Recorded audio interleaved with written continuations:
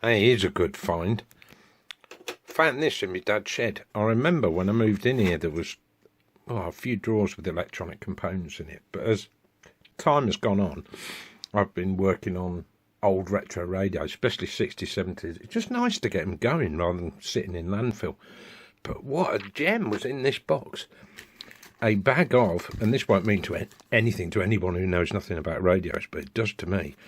In the 60s and 70s, Germanium transistors, which were, well, they were basically the first transistors, really, were fitted in a lot of radios and stuff. And these are really common ones that you can get, but you pay a fortune for now. BC108. Oh, look, new shiny pins, never been used. And the same for BC109s. Look how pristine they are. Never been fitted. Cool stuff. Yeah. It just keeps giving and giving, this thing. Look. Well, not so exciting in that one. Grommets and stuff. Whole tray of fuses, just about every size you could think of for radios and stuff like that. He kept some good stuff for me, Dad. Not sure about that IC. Loads of little miniature switches. Trimming pots. Don't know what we got in here. Sockets, I think. Oh, a tape head. Well, what was it? Mono? Stereo? Stereo. Yep.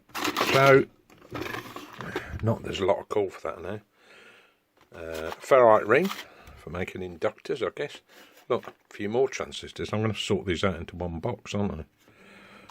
Ooh, what's that? Oh, it's a diode. Yeah, little micro switch. Sorry if you're bored. This I thought was brilliant. 6-volt bulbs.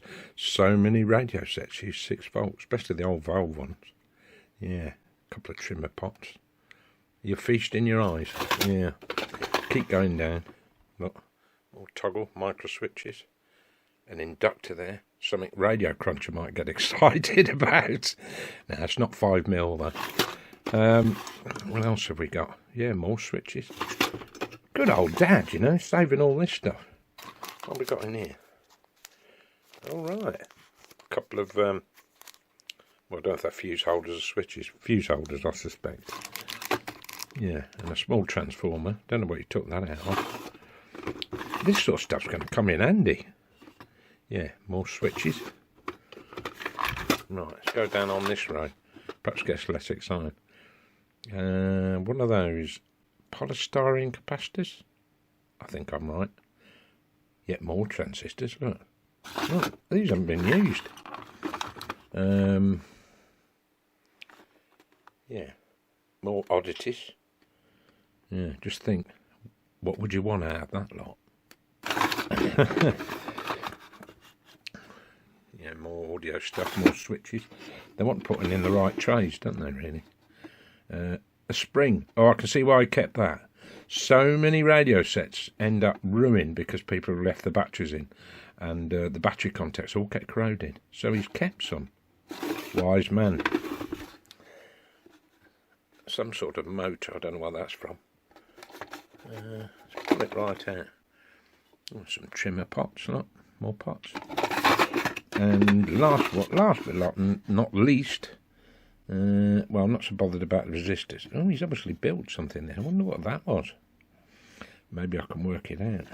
I don't know. What's he got on the board? Can we tell? Well, presumably the chip did most of the work because there's only a capacitor and a few resistors on there. Yeah. What's at the back? More toggle switches. Yeah. That's a good find.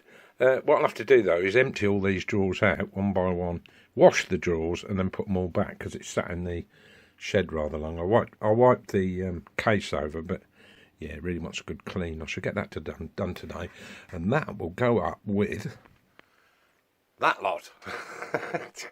No, I've almost filled those drawers. I thought I'd got ample, but in actual fact, I haven't. I've decided that's going to be the resistor side, and rather than have one drawer for every value, which I'd probably end up with hundreds of them if I did that, I'll just do them from, I don't know, 20k to 100k in one, and so on, so I can cram them all in there. I've got some more coming from Banggood, actually. Cheapest place to buy them. Always a bit risky buying Chinese components, especially when it comes to capacitors, but resistors are fine, you know.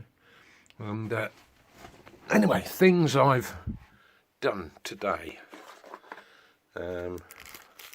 Oh yeah, capacitors.